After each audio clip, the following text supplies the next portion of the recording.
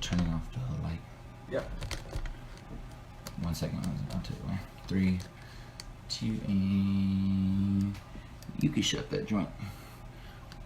Yeah, I'm just trying to connect this light, and then we will be good to go. You know what I'm saying? You know what I'm saying? So, ladies and gentlemen, I'm about to pop on to a conversation, quick conversation, nothing crazy, with my boy Matt Ogutu. I interviewed him earlier this year on my podcast, The Culture Talks, and he about to pop in. We'll leave this video up for. Here he goes, right here. Boom, boom, boom. Let's see, I don't know why. What's up, my guy? Hey, how's it going? Bless, man, bless. How are you? Not too bad, not too bad. It's a little hot outside. Oh yeah. Can't really complain that much. Facts, man, facts. I stepped outside today with as you can see, a freaking jacket, or not a jacket but a sweater, and I was like, yeah, this wasn't the best idea. I was like, this isn't the best idea, and then here I am still wearing it though. Right. Commitment. Yes, sir. Yes, sir. So, I was just kind of like giving a little intro to the people who watch this in the future, because how it stays up for 24 hours and all that. Mm-hmm. And then for the people who pop in. But long story short, man, I'm just interviewing, ladies and gentlemen, and also to Matt, because he's not, he doesn't know exactly what we're doing here either, I guess, because I didn't really inform you that much now that I think about it. So this is my guy, Matt.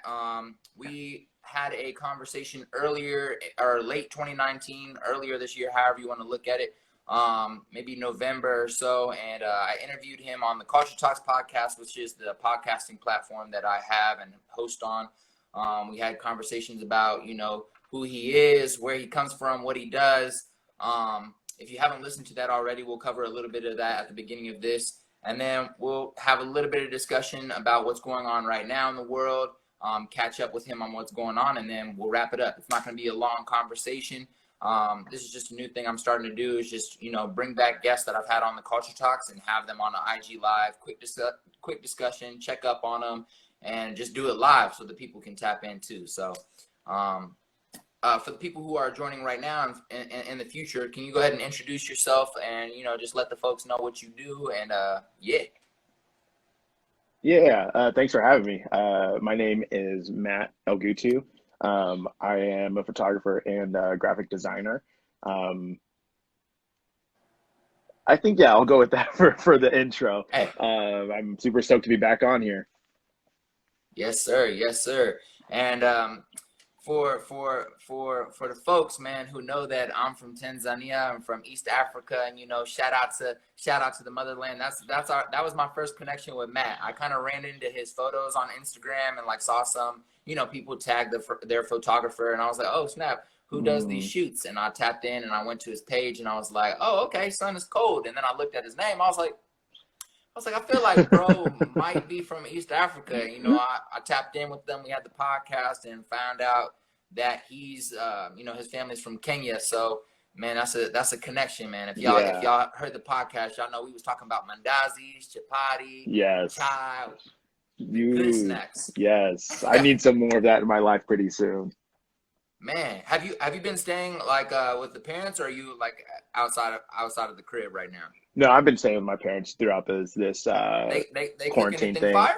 Oh yeah, they have been. At some point, everyone's just kind of okay, we just have whatever, just do with it. But yeah, my mom's been pretty on. It's yo, we haven't had this in a while. Let's chop it up real quick. And so it's been sweet.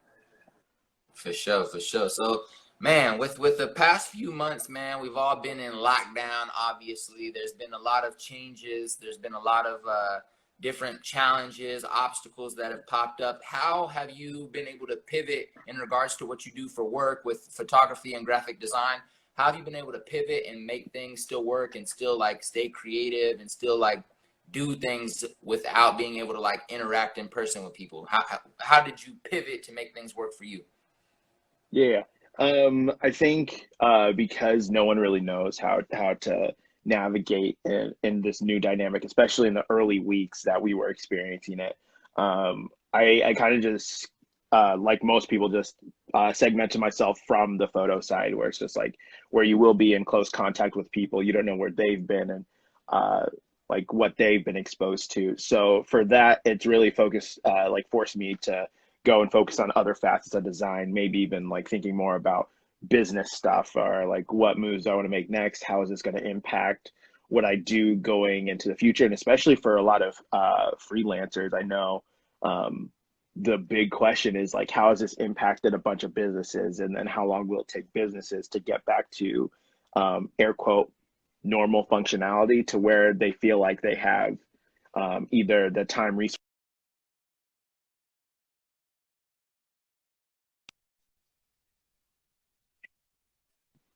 examination, trying to figure out what I can do, what would be the best thing for me to do. And it's giving me a lot more time to focus on more design stuff, which I'm really grateful for.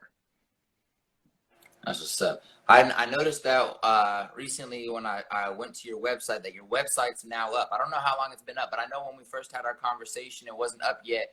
And I just wanted to say, it looks dope, bro. It looks good. Did you design that yourself, or did you tap in with somebody else to help with that? So I did it mostly by myself. I asked some people that know more about web design than I do. I just asked them questions, and then they gave me feedback on it, but I put it together myself. Yeah, it looks great, man. It's a solid setup. It's easy to navigate. It's like super clear and concise. So I was like, all right, let me find his email, because I can't find his email from the last conversation. And then just went to the website. Boom, contact was there. The gallery of photos and shoots you did, with the specifics. You know what I'm saying? It was nice. A little about page. It looked good. Thank you. Thank you. I can't imagine everyone that's gone through a website knows like slaving over it is the absolute worst part. And you're just like, okay, it's not quite done. It's not quite done. And I actually sat on it for probably like 5 or 6 months, where it's just like, damn. I was like, okay, it's good enough to release. And that, I think that's what trips a lot of people up. It's like the idea of perfect. And it's just like, it doesn't need to be perfect. It needs to be good enough to give people the information they need. And on that topic, like kind of how do you like make a decision when you like have a photo shoot, and when you're doing edits, or maybe you're doing a contracted job for like graphic design? How do you decide if you feel comfortable enough with like sending it back to the person you worked with? Like, what is your, I guess, process where you're like, okay, this is quality, I'm gonna have to like be cool with this? Or do you like get to the point where it's absolutely perfect and that's the only way you'll let it go? Yeah. That's a really good question. I think there's two sides of it that you need to look at it from, because you mentioned like if it's like a photo thing, we're going out doing the shoot where I'm in the driver's seat and primarily driving it. I think in that sense, I'm more of like, okay, I'm going to get it as good as I can, and try to perfect it or get it as close to perfect as I want to. Versus if I'm contracted to do something, a lot of times I might not necessarily be in the driver's seat. They'll be like, oh yeah, you have free reign to do this, but there's still like the checks and balances of, hey, let's approve this concept. You send it to them, they're like, oh, I like this, or they might already have some ideas. It's like, let's do something like this. And so a lot of times you kind of have to, like, you want to do the best you can, but you have to like swallow your pride and just like, it's like, okay, sometimes like this isn't my vision. Sometimes the people that you're working with know what they want the best, but they're coming to you because they don't know how to put that together. And so a lot of times it's like, okay, I have this, I'll make it as good as I can within the realms of what they're wanting, more or less. And like, how important is, I mean, with you saying that, it kind of says how important the role of communication is. But do you think like as a photographer, you really have to have like great communication skills, or great, what's it called? What do you call it? Interpersonal skills. Like, do you have to have like great interpersonal skills in terms of like your in-person shoots, or like do you think you could just be dead ass silent and just take photos until it's over? You know what I'm saying? No, you need to have those interpersonal skills. It's definitely important. Even if you don't feel like you're the most personable individual, being able to communicate with whoever you're shooting with or with a model. I think the only reason like interpersonal communication is if you're doing like product shoots, because it's just you and a box of cookies or something like that. But being able to talk to your models and saying, hey, I have this idea. I'm not sure how to like why don't we try something like this? Or even being able to act out or block out the pose for them really helps in the sense of being able to capture your vision to the fullest. So communication and those interpersonal aspects are key in situations like that. And like, this is kind of like an interesting question I always wanted to ask. What do you think that people who are seeking out photographers can do better with, like, can do better when they're asking or explaining what they want? Like, what are some common things that like confuse you, like or that are annoying, I guess you could say, pet peeves from people who are seeking out your work but aren't doing a good job explaining what they need? I think mood boards are the easiest way to kind of communicate what you're wanting or your creative vision. I'm more of a person, like, depending on the situation, I'm okay with if someone's like, hey, I want to work together. I kind of have like a loose outline or idea of what I want to do. And then you kind of get that collaborative energy where it's, hey, I like this idea. Let's workshop it a little bit. I'll look for some ideas, you look for some ideas, and then we'll put something together.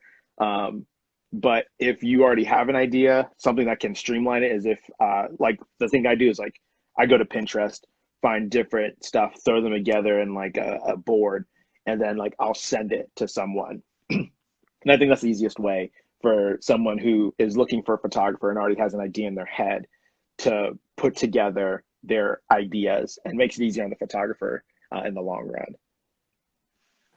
What's been like the most challenging part about the monetizing portion of being a creative? Like, how has that been? How's that experience been? Like, asking for a certain amount for your work, and then like making sure people respect you for what you do, and like are paying you for what you do. Like, how difficult, how challenging has it been to establish a reputation that guarantees that, you know, you're going to get what you're asking for? Yeah. Obviously, having the consistency to back up your value, because like you know your value, and having the repertoire or the catalog available for people to see. It's like, okay, I can get why he's priced this much. And also, not being afraid to lose out on jobs. I think that's huge. People have this price, and it's like a lot of people will say like the first time like you make $1,000 is the first time you charge $1,000. Like, you don't get it until you actually charge it. And then not like backing down from that, you know, your value, setting it to someone, and someone's just like, oh, well, I have like this sort of budget. And knowing the time to be like, okay, that's cool, but that doesn't really work for me in this case. Sorry, you may have to work with someone else. I think too many people get caught up in, oh, but I need money. And then they're like, okay, I might be able to do it for that. And then they end up like undercutting themselves because they set this perception that, oh, I can just talk them down from this price. And so being able to stick to your guns, and then also having contracts. Contracts is a huge way. So you have that set price in mind that people can look at, and then they're obliged to pay it, like if both parties sign the contract. Got you. And I think one thing that people do that you mentioned there, like in regards to like sticking to your guns, a lot of times what happens, not always, but a lot of times what happens, and what I've noticed, like, you know, working with my brother when I was out in LA and just seeing things, when you stick to your guns, like eventually a better thing is going to come from that. So, you know, okay, you're some dude's trying to talk you down to do 200 instead of 300 for a shoot, and it was low-key a good opportunity, but like, you know, this is what you do, and you want them to make sure they respect it because it's going to be a lot of time you put into it, and you like turn it down. And then like, you know, as much as cliche as it sounds, the world kind of works in your favor, and then like 5 days later you get a $700 job that you weren't expecting because you like held it down. Whereas if you would have took that $200 job, you wouldn't have had time to take on that other, you know, job that came around that with some better, not that it's all about money, but you know, with a better Yeah, opportunity. yeah. It's So important for people to know that. for sure, for sure. For the individuals out there that are interested in getting into photography, would you drop a few gems, maybe like 3 things you think are important for a beginner? Like what should they do? Maybe what should they study? Who should they look at? Just kind of a 3-step process of maybe leveling up when you're a beginner to like the next level up. Yeah. I think first and foremost, it seems like pretty simple. I think it's important to get acquainted with your camera or your gear. Like, spend as much time with it as you can. I think I talked about this the last time we had a conversation. Yeah. I had someone who knew a bit about cameras, and I was working with him at the time. And so then he's like, "Hey, let me see your camera." I gave it to him, and then he switched it to manual, and he's like, "Okay, don't touch that, like that dial, don't switch it from manual for at least a month, and then just like go out and shoot and stuff like that." And that was probably the best thing he could have done for me, is because now it's like I'm having to do everything myself. I'm so in tune with, okay, I know if this is here, I can switch the ISO, or my shutter is too like moving too fast, so that there's not enough like motion that I want in the picture. So being able to know your equipment and know your gear is huge and paramount to eventually getting good photos. And that kind of like leads into the second thing. I think it's important to not be afraid of bad photos. I can't tell you how many times where it's just going through, or it's just like, oh, I'm just doing this to capture the moment of this. People are so worried about how does this aesthetically look for Instagram? How does it look for my online feed? How are people going to react to this? To be honest, like, I can go and take pictures, but if you give me like a camera phone to take a picture for someone, I'm trash. Like, I just can't do it. I don't know if it's just like a mental block or something, but not being afraid of that and like being able to own up to that is huge, because you're not. It kind of gives you like a release. So instead of like inflating yourself to always be like, oh, it always has to be a good photo, it always has to be a good photo, it's just like, oh, there's a picture of a rock on the ground. I can take that, and it's for me. It's not for anyone else. It's just for me. And then having that balance, I think, is healthy, and a good stress reliever for some people that usually have high expectations for themselves. And third, I don't know necessarily that there's anyone or anything that um, you should look to up to, or like, I think there's a huge importance in individuality. Don't compare yourself to anyone else. Your style is your style. If you like things, or you like a way someone shoots, sure, ask them questions. Don't be afraid to ask questions also. That's another bonus one. Um, but like, you can study how they do things, but being able to look at things, reverse engineer them, and then make it your own. So just try to be individual. Don't copy trends. Don't do any of that. Just like shoot for you and only you. I like that. I like that. Um, so I may have asked this question during our podcast, but I can't quite remember. Did you ever have any like challenges when it came to your parents, being from immigrant parents in an immigrant household? Like, did you ever have any challenges you faced in regards to chasing a creative dream, or like going into the creative world? Um, I think we did have this conversation, because I'm pretty sure I'm about to say the exact same thing, and it's like a sense of deja vu at this point. If you would have asked me like 10 or 12 years ago, I'm sure they would have had a problem with it. Where it's like, oh, just go to school, just like you'll figure it out. You'll drop that real quick. You'll drop that dream, and you'll make money. But because of the situation that I was at before switching to doing more freelance work, um, and them knowing it's like, okay, so it's not something like you completely suck at. Like, they're like, you do good work, um, and you feel like you're at a point to that you can make more money off of this. They're very supportive of it. Big blessings. I love to hear that, man, because there's so many conversations I have to have with like individuals my age, or that are trying to move towards working in the creative world, whether that's videography, whether that's photography, whether that's doing podcasts like me, whether that's being an artist, like a musical artist, and they are pushed away from what they are passionate about, what their dream is to do, because of the influence of their parents, because of the opinions of their parents, and like having to have that conversation so much in the, you know, community of people who come from immigrant like parents is, I think, way too common. And I mean, it's expected, and I understand. I also understand their perspective as a parent, you know, working so hard to get out of, you know, tough situations, making it to America, working so hard to like provide for their children. Now their kid wants to fuck around and be a photographer. You know, it's kind of in their head. I can understand what it was like, but you know, I always ask that question from people, with people, just to, you know, see how they navigated that and how they can help others. So had to ask the question. So I kind of want to shift gears a little bit. You know, to kind of talk about the situation at hand and what's been happening, but in relation to, you know, creativity, what you do and things like that. So how do you think artists, how do you think creatives can use their platform, use their voice to push this movement further, to push conversations further, to bring light to the situation at hand? And if you don't maybe have a direct answer to that, how have you seen other artists, creatives in the community in Kansas City do that right now? Yeah, that is a really good question. I think, I know in a lot of cases now people are realizing that it's important for diversity in everything we do. Being able to have someone that thinks differently than other people or has different connotations and experiences with how they do that.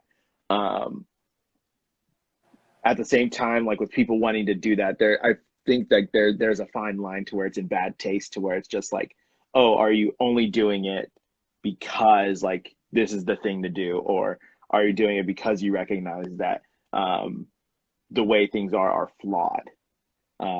And actually, from our comment here, I think, yes, that does start with industry giants. If you think about Sony throwing down the gauntlet and they're saying, hey, we're donating X amount to kids in not well-off areas so that they can pursue the education they're wanting or chase the dreams that they want.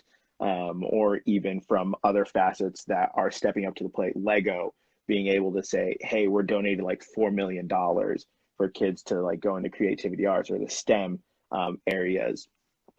But it's hard to gauge like what the correct steps are for people to be doing or what's next. We just know that we have to be more inclusive than ever. I don't know if you saw the thing with one of Reddit's co-founders. He stepped down from the board and he said, I can't remember his last name, but I'm familiar with him. Yeah. Yeah. So for those of you that don't know what we're so. talking about, one of Reddit's co-founders stepped down from his position on the board as a chairman, and he said, hey, this needs to be filled with by like an African American person, and he was going to, I think he said he was going to like liquidate his shares, and then he was then in turn going to donate it to causes to help African American youths in their pursuit. I forget what particular area field, but he was going to donate to some organizations and causes. So being able to do that and empower kids like that, I think is huge for what's next. I feel that. I think one thing that I've been trying to preach, you know, to everybody, especially people of color and especially creatives, is trying to own your own platform, own what you consume on the daily. And in order to be able to like control the conversation that we need to like have, you know what I'm saying? The reason why we're not hearing these conversations, the reason why people are just becoming aware because of video, or the reason why we're even hearing about this is because of the ability to share what you want on your platform, to whether that's videos, whether that's, as we're seeing, as this is starting to go up, more and more people, whether it's artists, whether it's past football players, whether it's, you know, you know, activists, whether it's just people like you and me, like there's people sharing their stories. There's people sharing how people can be anti-racist. There's people sharing so much information because they have a platform to do so. But if we think about owning the platforms that we want to, you know, drive these conversations through, nobody can censor what we say. Nobody can censor, you know, what you say, the information that you put out there. Nobody can block what you're trying to say, and you have full control over, you know, what you want to feed to the people and what the people need to hear. And then also on top of that, ownership being so powerful in America, there's some protests are amazing. Posting about it on social media is amazing. Shout out to everybody that's doing that. But also like voting, you know, economic power, like the ability to use those two things to shift the power structures that are in control right now is so major. And you know, for artists, like owning your masters, owning your music, your discography, your catalog, like the power behind that and how you can leverage that to push for social change. There's so much we can do if we create more ownership, build equity, and really vote and really focus on the things we can do that can disrupt the systemic portion of what's going on, which is one of the hugest issues, you know, overall. That's the reason why I'm still here, is because it's deeply rooted in the culture. It's deeply rooted in the system of how, you know, America's built. So, anyways, had to go on my little rant there. You know what I'm saying? Yeah. I completely agree with you. And even with everything that's going on, yes, we have to. It's much more than like going out and protesting. Yes, we have to go. We have to vote and build the structure that we want. A lot of people, like whether you're like not old enough to vote yet, maybe you're not sure what you should be doing. Maybe you feel like, oh, my online platform is not big enough to like make a difference. Like, yes, you still have a voice. But even just in real life, having those conversations and being able to talk with the people around you to let them know that this is how I perceive things is huge. I think a lot of people put so much stock in the online presence just because it's prevalent, it's everywhere, people have access to it. But there's so much value that's going unnoticed in having those in-person connections and being able to say, hey, do you mind if I talk with you? I don't know if I understand what's going on right now. And I think people need to take control of that more. Facts. And I know, like, I've been trying to tell people, man, like social media is a great way of having these conversations, but it's not the only way. And one thing somebody posted the other day is like, it seems as if we're having a, I don't know, I can't remember the word it is, but basically like a activist competition, or like who's posting more about the situation. Yeah, like, exactly. And it's taking away from the value, and that's not it. And when you take all your energy, you take all your time, or you take any energy and any time to direct towards being judgmental of how others are going about it, even though you really don't know what they're doing, it's taking away from all the time you could be putting towards, you know, taking action in your own way and focusing on how you're taking action. And then, like you said, conversations and reaching out to people is so important. Like my boy that's actually sitting over here in the corner, but he I know he had conversations with some of his friends from school, and they like sat down and had like, you know, a couple hour conversations about what's going on, and like so they can get a better perspective of how they can contribute to the change, or get a perspective of why we are hurting or why we are going through this. And there's just so many ways. So I just encourage everybody that's on this live, everybody that watches this live, and to share with your friends, and then also to just know yourself that all you have to do every day is ask yourself, reflect, and ask yourself in the morning and in the evening, what am I going to do today to make a change, to contribute to change? And then at the end of the day, at nighttime, like, did I do something to contribute to change? You do not have to share it on social media, although that's not a bad thing. Shout out to y'all, it's love. But you don't have to do that. You don't have to tell your black friend that you did this. Matter of fact, anybody that does that, stop doing that shit. Just to say. Yeah. But you don't have to like tell your people of color that I took this action. All you have to do is know in yourself that you care and you're taking action in some way to contribute to change each and every day. And that's all that, I think we can ask of our fellow, human beings, you know what I'm saying? Mm-hmm. And at the end of the day, all we can ask of ourselves. Don't judge others. Focus on yourself. What did you ask yourself in the morning? Did I do something? What am I going to do? Ask yourself in the evening, what did I do? And then just continue to reflect and repeat those questions on the daily and make sure that you have an answer and that you did do something at the end of each day. Mm-hmm. So I wanted to ask, we're seeing all over Instagram, different ways and different slides and links to individuals sharing how people can be anti-racist. For you, what's maybe, it can be something that you already saw, but what's one or two ways that you really think people who aren't of, like, non-people of color can act?